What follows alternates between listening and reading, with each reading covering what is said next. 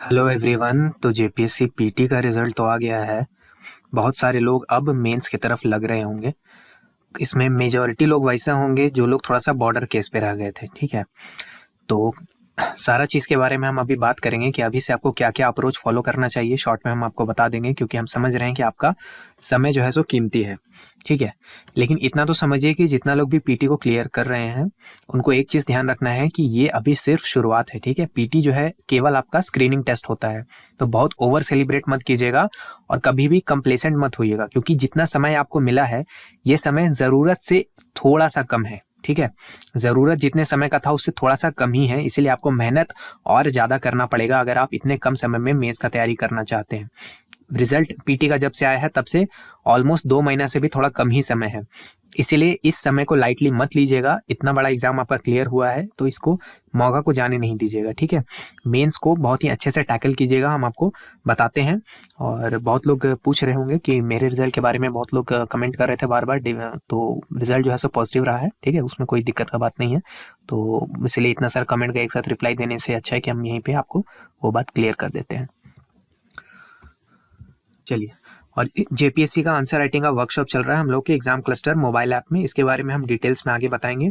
इसमें आपको A to Z सिखाया जाता है कि आंसर राइटिंग किस तरह से किया जाता है, कैसे अपने आंसर्स को एलिवेट किया जाता है, इंप्रूव किया जाता है। ठीक है, तो इसका लिंक हम लगा दिए हैं। कोई इसके बारे में क्वेरीज होगा तो व्हाट्सएप पे आप मैसेज करके पूछ सकते हैं। बाकी इसका हम लास्ट में बात करेंगे डिटेल्स में इसके बारे में।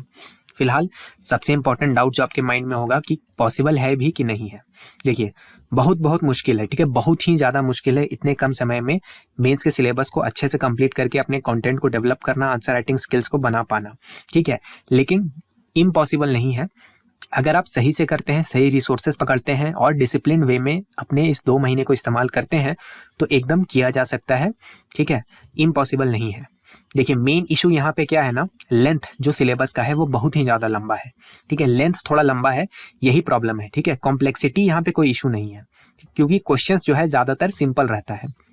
ऐसा नहीं कि सारा क्वेश्चन ही सिंपल होता है, लेकिन ज़्यादातर क्वेश्चन जो टॉपिक आपके सिलेबस में मेंशन्ड है एग्जैक्ट वही टॉपिक पूछता है। ठीक है, कुछ उसमें चेंजेस भी नहीं लाता, कुछ उसके अंदर डेप्थ में नहीं जाता, घुमाता नहीं क्वेश्चन को।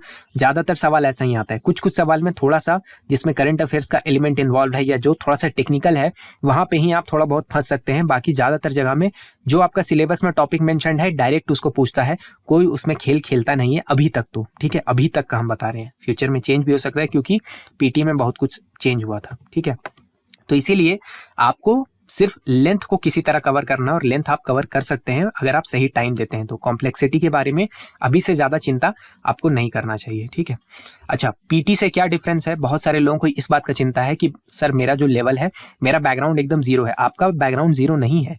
पीटी पढ़ने के लिए आप बहुत सारा जीएस का कंटेंट पढ़े थे ना, बहुत सारा झारखंड जीके पढ़े थे ना, तो झारखंड का भी कुछ कंटेंट आपको मिलेगा, जीएस का भी बहुत सारा कंटेंट है यहाँ पे जो आप पीटी के लिए नॉलेज गेन किए हैं। आपको बहुत अच्छा बैकग्राउंड देता है, आपका बैकग्राउंड जीरो नहीं है। कभी भी अपने आप को डिमोटिवेट फील नहीं कीजिएगा, आपके पास बैकग्राउंड अच्छा खासा है, लेकिन थोड़ा सा डिफरेंस है। डिफरेंस आप कैसे समझेंगे? सबसे पहले प्रीवियस ईयर क्वेश्चंस को देखिए और डिमांड को समझिए कि किस तरह का सवाल आ रहा है। अभी जो हम बात बताए कि सिलेबस से वो कैसे मैच करता है, तो प्रीवियस ईयर क्वेश्चन को एक बार आप सिलेबस से टैली करके देखिए। ठीक है, उसके बाद थोड़े मॉडल आंसर को पढ़िए कि क्या रिक्वायरमेंट है, आंसर का रिक्वायरमेंट क्या है, कितना बड़ा आंसर लिखा जाता है, कैसे लिखा जाता है, कौन सा पॉइंट मेंशन किया जाता है। इसको देख करके एक रफ आइडिया लीजिए। मॉडल आंसर आपको कहाँ से मिलेगा? हम लोग के टेलीग्राम चैनल में फ्री ऑफ कॉस्ट में बहुत सारा मॉडल आंसर का पीडीएफ अभी तक अपलोड हो गया है। वहां से जाइए, क्वेश्चन को समझिए और फिर मॉडल आंसर को पढ़ करके ये देखिए कि किस तरह से उस क्वेश्चन को जो है सो अप्रोच किया जाता है। ठीक है, हम बहुत सारा जो फ्री में है आपको प्रैक्टिस क्वेश्चन और मॉडल आंसर वहां पे टेलीग्राम पे डालते रहते हैं, तो टेलीग्राम चैनल तो जरूर ज्वाइन कीजिएगा, जिसका लिंक हम लगा दिए हैं पहले कमेंट में। ठीक है, अब हम थोड़ा सा बात करते हैं डेली प्लान के बारे में कि डेली आपको किस तरह का लगभग शेड्यूल रखना चाहिए। देखिए, अपने दिन को आप 3 पार्ट में बांटिए, जो भी आपका टाइम है, और इतना समझिएगा कि सेल्फ स्टडी तो आपको करना ही पड़ेगा, बिना सेल्फ स्टडी के नहीं होने वाला है। तो सेल्फ स्टडी के लिए आपको जितना भी समय बचता है, अगर जो लोग कोचिंग वगैरह कर रहे होंगे उनको भी ऐसे ही 3 पार्ट में बांटना ही पड़ेगा, अदरवाइज मुश्किल हो जाएगा। और कोचिंग से भी बहुत ज़्यादा फायदा नहीं होता है। ठीक है, कोचिंग आपका 20% आपको शायद हेल्प कर देगा, वो भी अगर बहुत अच्छा कोचिंग होगा तब। 80% मेहनत फिर भी आपका ही होता है, अपना खुद का होता है। तो 3 पार्ट में अपने दिन को बांटिए। एक पार्ट में आप लैंग्वेज को कीजिए, क्योंकि लैंग्वेज एकदम आपका किंग मेकर है। अगर लैंग्वेज साथ नहीं दिया तो कहीं कितनों नंबर ला लीजिए, सिलेक्शन नहीं होने वाला है, ठीक है। अगर लैंग्वेज सही से आपका नंबर नहीं उठा पाया, लैंग्वेज में बर्बाद होइएगा तो पूरा पेपर खत्म हो जाएगा, ठीक है। फिर जीएस में आप उतना कभी कवर अप नहीं कर पाइएगा जितना लैंग्वेज आपको एज देता है। इसलिए एक पूरा पार्ट आप लैंग्वेज को देंगे, एक पार्ट किसी इजी सब्जेक्ट को रखिएगा और एक पार्ट किसी टफ सब्जेक्ट को। और आपके लिए जो है इजी और टफ का अपना अपना डेफिनेशन हो सकता है, ठीक है।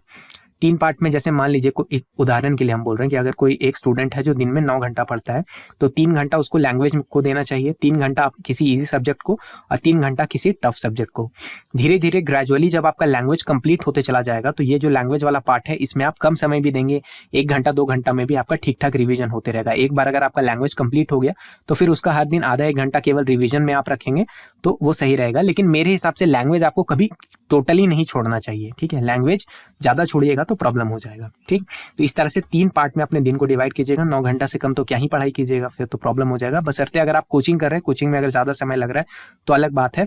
लेकिन अभी हम मतलब स्ट्रॉन्ग आपको एडवाइस करेंगे कि इतना कम समय है, कोचिंग के भरोसे मत रहिए, सेल्फ स्टडी कीजिए तो बहुत आपको फायदा होगा, ठीक है। फिर आप आते हैं, कोचिंग का बात चले रहा है तो यह बात हम कर लेते हैं कि नोट्स पे तरफ जाएं या फिर कोर मटेरियल पे जाएं। देखिए मार्केट में बहुत सारा पका पकाया नोट्स अभी आ रहा है या फिर बहुत सारा आ भी जाएगा, ठीक है। समय के साथ बहुत सारे लोग जो है नोट्स डायरेक्ट डाल देंगे कि नोट्स को रटिए और काम कर लीजिए। डिपेंड करता है। देखिए अभी भी किसी भी चीज़ में आपको शर्माना नहीं है। मेन आपको गोल होना चाहिए कि हमको एग्जाम क्रैक करना है, ठीक है। हमको सिलेक्शन लेना है, हमको डीसी बनना है, ठीक है। हमको डीसी डीवाईएसपी इस तरह का पोस्ट लेना है। कैसे लिए वो फर्क नहीं पड़ता, ठीक है। बस कुछ अनएथिकल काम नहीं करना है उसके लिए। बाकी अगर आप नोट्स पढ़ के रट के भी करते हैं ना, इस पोस्ट को लेते हैं, कोई दिक्कत वाला बात नहीं है। तो अगर आपको नोट्स दमदार लगता है किसी कोचिंग का, अब दमदार कैसा है, आप लोग बहुत लोग बोलते हैं कि आप बता दीजिए देख करके। हम कैसे बता दें? हम किसी कोचिंग में सारा कोचिंग का नोट्स हम पढ़ तो नहीं रखे हैं, ठीक है।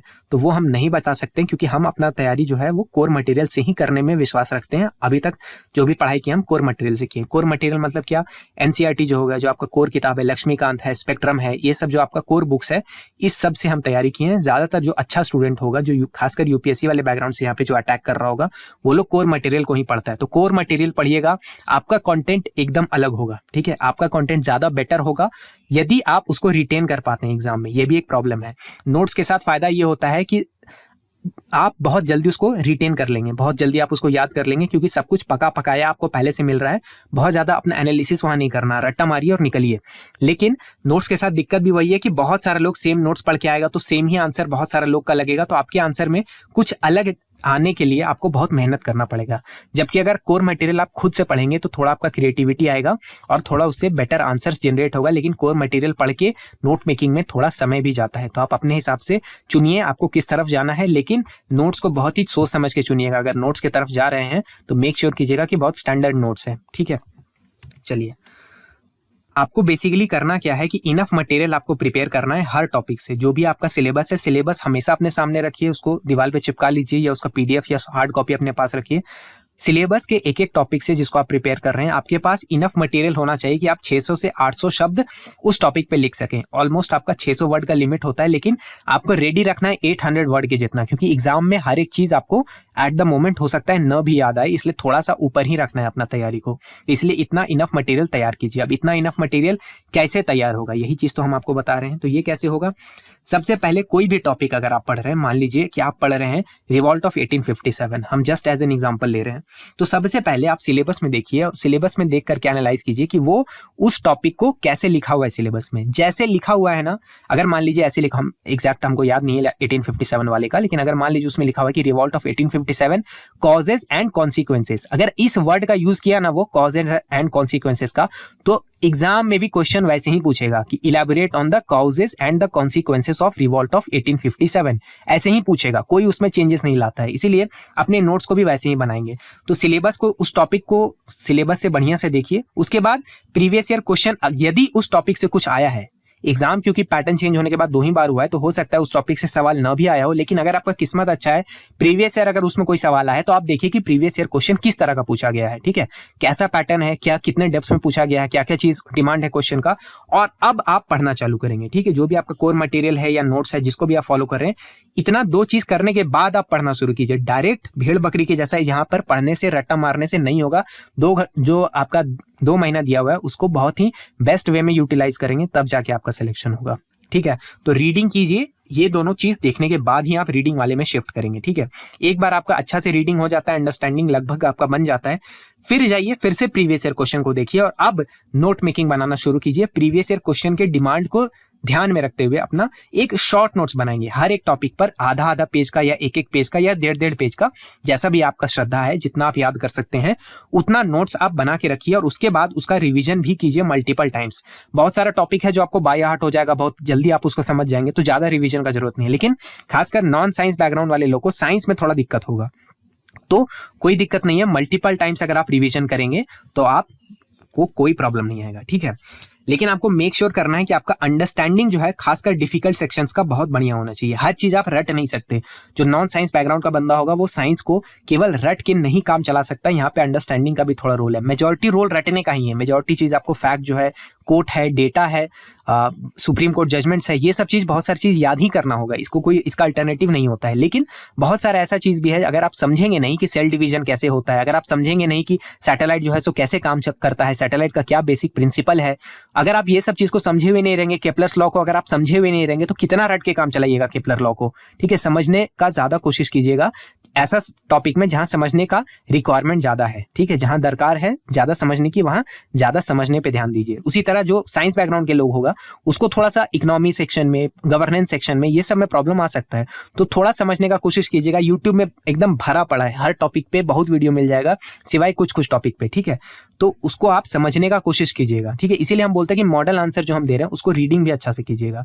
जैसे हम आपको एक नोट्स का एक एग्जांपल दिखाते हैं, जैसे एक सब टॉपिक है इरिगेशन, ये सब्जेक्ट हम ज्योग्राफी से उठाएं, ज्योग्राफी का एक सब सेक्शन है इरिगेशन, वहां पे रिक्वायरमेंट है। तो इरिगेशन का नोट्स लगभग आप कैसे बना सकते हैं, एक बार अगर आपका पढ़ाई हो गया तो इस तरह से एक रफली आप बना सकते हैं कि हाँ इसका इंपॉर्टेंस क्या क्या है। तो ये 3 चीज है जो हम इंपॉर्टेंस में डाल सकते हैं। इसमें हम कुछ कुछ डेटा, कुछ फैक्ट भी डाल दिए। थोड़ा हम सोचे कि इसका एक हिस्टोरिकल पर्सपेक्टिव है, तो हिस्ट्री में ज्यादा कुछ नहीं लिखेंगे, बस हम एंशिएंट ट्रेडिशन इतना याद रखेंगे और इसको इंडस वैली से हम लिंक करेंगे। बाकी मेरा इतना पढ़ाई हो चुका है कि हम कैसे लिंक करना है, क्या कहानी इसमें सुनाना है, वो कहानी हमको आता है, कहानी मेरे दिमाग में बैठा हुआ है। बस हमको एग्जाम में इतना क्लिक करना चाहिए कि हाँ हिस्ट्री वाला सेक्शन यहाँ पे घुसाओ और इंडस वैली सिविलाइजेशन का बात करूं, बस इतना हमको याद आ जाएगा, पूरा कहानी हम कह लेंगे, ठीक है।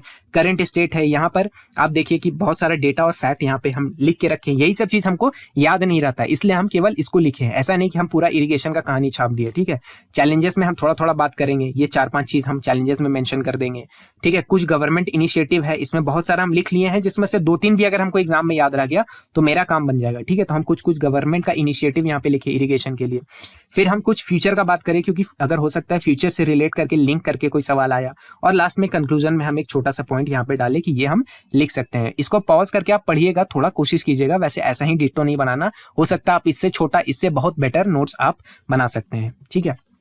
अब बात करते हैं आंसर राइटिंग के ऊपर। आंसर राइटिंग का भी थोड़ा डाउट है। देखिए फुल टेस्ट देने का समय अब जा चुका है, ऑनेस्टली हम बोलेंगे। अगर आपका कंटेंट अभी तक बहुत बढ़िया प्रिपेयर हो गया है तब ही आप फुल टेस्ट की तरफ जाइए, अदरवाइज अभी समय नहीं है फुल टेस्ट देने का। सिवाय लैंग्वेज के हम सजेस्ट नहीं करेंगे कि किसी भी पेपर में आप फुल टेस्ट अभी दें, ठीक है, क्योंकि समय बहुत ही कम है। फुल टेस्ट देकर उसका इवैल्यूएशन करके और उसमें अलग मार्केट में यहाँ पे स्कैम चलता है, ठीक है। तो अवॉइड ही कीजिएगा अनटिल एंड अनलेस कि आपका कंटेंट बहुत अच्छा प्रिपेयर हो गया। अगर कंटेंट प्रिपेयर हो गया तब फिर फुल टेस्ट की तरफ जा सकते हैं। तो आप बोलेंगे कि अगर फुल टेस्ट नहीं करेंगे तो आंसर राइटिंग होगा कैसे, हमको अपना स्पीड, हैंड राइटिंग वगैरह, प्रेजेंटेशन, ये सब कैसे इंप्रूव करेंगे। तो उसके लिए आप इसको कंप्लीटली इग्नोर नहीं कीजिए। आप क्या कीजिए कि 1 से 2 आंसर हर 2-3 दिन के गैप में लिखते रहिए, ठीक है। हमेशा अपने आप को राइटिंग में रखिए ताकि लिखने का आदत आपको बना हुआ रहे, ठीक है। और 1 से 2 टेस्ट आप बीच में दे सकते हैं जिससे आपको पूरा एक आदत हो जाए, क्योंकि एग्जाम में बहुत ज्यादा आंसर तो लिखना नहीं है, 4 आंसर या 5 आंसर लिखना है बहुत से बहुत। तो अगर एक आंसर लिखने का आपको विद इन टाइम फ्रेम आधा घंटा में 1 आंसर लिखने का अगर आपको आदत हो चुका है तो एग्जाम में भी आप उसको मैनेज कर लीजिएगा बहुत ही आसानी से, ठीक है। तो आप क्या करिए कि ये आंसर प्रैक्टिस आपको कहां पर मिलेगा, एग्जाम क्लस्टर का जो टेलीग्राम चैनल है जिसका लिंक हम लगा दिए नीचे पहले कमेंट में, वहां पे जाइए। आपको हर 2-3 दिन पे एक क्वेश्चन मिलता है और उसका मॉडल आंसर भी मिलता है, साथ इंग्लिश में भी मिलेगा, हिंदी में भी मिलेगा, दोनों मीडियम में कोई प्रॉब्लम नहीं है। साथ में सेल्फ इवैल्यूएशन का तरीका भी नीचे लिखा हुआ रहता है कि अपने आंसर को खुद कैसे इवैल्यूएट करना है, क्या क्या चीज आपको अपने आंसर में खोजना है, ठीक है।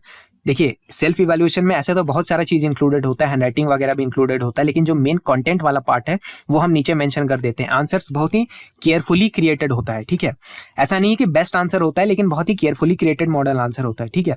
तो अगर आपको लिखने का समय नहीं भी मिल रहा है ना, तो इसको स्किप मत कीजिएगा। जो भी आंसर हम देते हैं कृपया करके उसको बहुत अच्छे तरीके से रीड कीजिएगा। जैसे अगर एक टॉपिक है 1857 ही ले लीजिए, उसके ऊपर हम एक क्वेश्चन डालें। अगर आप मान लीजिए आपका अभी पढ़ा हुआ नहीं है 1857, या पढ़ा हुआ भी है तो आप पॉइंट नहीं जनरेट कर पा रहे, पूरा आंसर आपको लिखने का अभी कॉन्फिडेंस नहीं है, तो कुछ नहीं कीजिए, कम से कम उस आंसर को पढ़िए तो सही। उस आंसर को जब आप पढ़ेंगे तो अगर वो टॉपिक आपका नहीं भी पढ़ा हुआ है तब भी बहुत बढ़िया बेहतरीन आपका बैकग्राउंड मिलेगा। एग्जाम ओरिएंटेड वे में आपको बैकग्राउंड मिल जाएगा कि हाँ 1857 जब हम पढ़ेंगे तो हमको ये चीज की तरफ ज्यादा फोकस करना है, इस चीज से हमको सोचना है पढ़ते समय। ठीक है, तो रीडिंग जरूर कीजिएगा मॉडल आंसर का। अगर लिख लेते हैं तो बहुत अच्छा बात है, लेकिन रीडिंग भी कीजिएगा। ठीक है, फाइनल थॉट्स जाते जाते हम आपको क्या बताते हैं।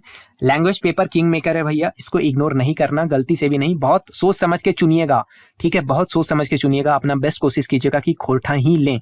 अगर खोटा नहीं ले सकते हैं, बाई चांस अगर आप इंग्लिश लेना चाहते हैं या हिंदी लेना चाहते हैं या कोई और लेना चाहते हैं, तब जीएस में ज्यादा जान लगाना पड़ेगा, क्योंकि स्कोरिंग नहीं है। हिस्टोरिकल ट्रेंड ऐसा दिखा है, ऐसा नहीं कि कोई स्कोर नहीं किया, करने वाले लोग इंग्लिश में भी स्कोर किया है, लेकिन उसके लिए बहुत अच्छा तैयारी ढूंढता है। ठीक है, और मार्केट में मटेरियल नहीं है। सबसे बड़ा दिक्कत यह है कि खोटा के अलावा बाकी लैंग्वेजेस का मटेरियल इजीली एक्सेसिबल नहीं है जितना खोटा का है। ठीक है, खोटा का अपना एक अलग रीजंस है। ठीक है, तो कोशिश कीजिएगा लेने का। यदि नहीं भी ले सकते तो ऐसा नहीं कि कोई कसम नहीं है, लेकिन कोशिश कीजिएगा। किंग मेकर यही है, मेक और ब्रेक करेगा। ठीक है, अनएक्सपेक्टेड क्वेश्चंस के लिए थोड़ा अपने आप को मेंटली प्रिपेयर्ड रखेंगे। ठीक है, 80-90% चांस है कि स्ट्रेट फॉरवर्ड सवाल जैसा लास्ट 2 साल में आया है, 2 बार में आया है, मतलब वैसा ही आएगा, लेकिन थोड़ा सा रेडी रखिएगा, क्योंकि ये सिविल सर्विसेज का पेपर है ना, और थोड़ा पीटी में आपको एक झलक मिल गया था कि पेपर को अपग्रेड किया जा रहा है। तो अगर पीटी में पेपर को अपग्रेड किया गया है, हो सकता है कि मेंस में भी थोड़ा सा अपग्रेडेशन आए, थोड़ा सा करंट अफेयर, थोड़ा सा एनालिटिकल चीज, ये सब भी पूछा जाए। इसीलिए हम जब आपको प्रैक्टिस करवाते हैं, बहुत सारा क्वेश्चन स्ट्रेट फॉरवर्ड होता है, बहुत सारे में थोड़ा एनालिसिस जो है वो भी इन्वॉल्व करवाते हैं, थोड़ा सा हम ट्विस्ट करने का भी कोशिश करते हैं। ठीक है, तो जहां भी आप प्रैक्टिस कर रहे हैं, जिससे भी प्रैक्टिस कर रहे हैं, उनको आग्रह कीजिएगा कि सर सिंपल सवाल आप करवा रहे हैं, बहुत अच्छी बात है, लेकिन थोड़ा सा कॉम्प्लिकेटेड जो सवाल है, मतलब 10 में से 1-2 सवाल थोड़ा सा टफ वाला भी डालिए, ताकि हमको हर चीज का आदत रहे एग्जाम में। वैसे मैक्सिमम चांस इजी वाले क्वेश्चन का ही है, लेकिन थोड़ा सा मतलब मेंटली प्रिपेयर्ड रहिएगा ताकि पेपर में अचंभा आपको ना हो जाए। ठीक है, तो यहीं तक था ये स्ट्रैटेजी। अब बात करते हैं थोड़ा सा आंसर राइटिंग वर्कशॉप के बारे में।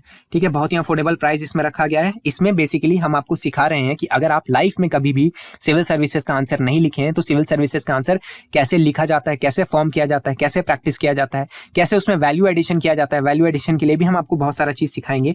एलिवेशन कैसे करना है ऑर्डिनरी आंसर को एक्स्ट्रा ऑर्डिनरी में, एआई का कैसे इस्तेमाल करना है जेपीएससी मेंस के लिए, ये सब चीज हम आपको उसमें सिखा रहे हैं। ठीक है, उसमें और भी लोग हो सकता है कि क्लासेस लेंगे, डिपेंडिंग ऑन की कैसा किसका शेड्यूल फ्री रहता है। ठीक है, डाउट सॉल्विंग वगैरह सब कुछ होगा, तो वहां पे हम डाउट का भी सेक्शन डाला हुआ है, माई डाउट में जाके आप कोई भी डाउट पूछ सकते हैं, लेकिन आंसर का इवैल्यूएशन इंक्लूडेड नहीं है। इतने कम प्राइस में प्रैक्टिकली पॉसिबल नहीं था कि आंसर का हम आपको इवैल्यूएशन भी दें। तो ये अगर आप इसमें इनरोल करना चाहते हैं तो कर सकते हैं।